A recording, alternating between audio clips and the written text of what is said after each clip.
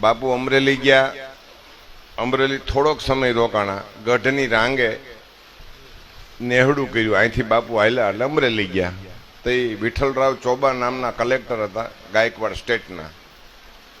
એને થોડુંક દૂધપાકનું બંધાણ, સારો દૂધપાક ભળે એટલે જમવા જાય.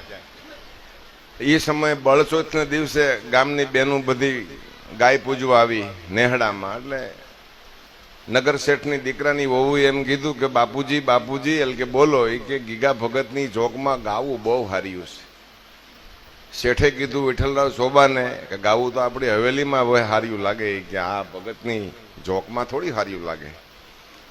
કે છે ગીગા બાપુને બોલાવે છે શેઠ તરફથી ને કલેક્ટર તરફથી. એટલે બાપુ નથી જતા, 2-5 દિવસ પછી પાછા બોલાવે છે.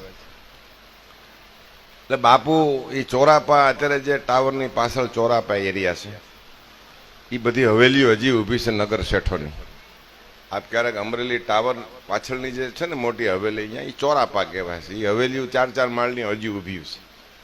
એટલે ગીગા બાપુનો સંધ્યા ટાઈમ થયો અને પ્રેશર મારવામાં આવ્યું કે હાલો તમને નગર શેઠની ઘરે કલેક્ટર સાહેબ બોલાવે છે.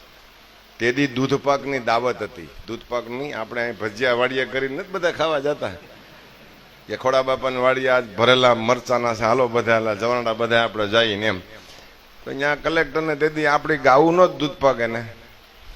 એટલે કલેક્ટરે કીધું કે ભાઈ તમારે ગાવું શેઠને 2 આપવી પડશે ને 2 અમારે બંગલે આપવી પડશે. એટલે ગીગા બાપુએ એમ કીધું કે હું ગા નહીં આપું, દૂધ જોઈ જેટલું એટલું આપશું તમને, અમારે બધી ગાઉનું દૂધ તમને પુગાડશું. પણ એના પહેલા એની હવેલીમાં પ્રવેશ કર્યો ને, એક મોજડી ખાહડું ઊંધું પડ્યું હતું.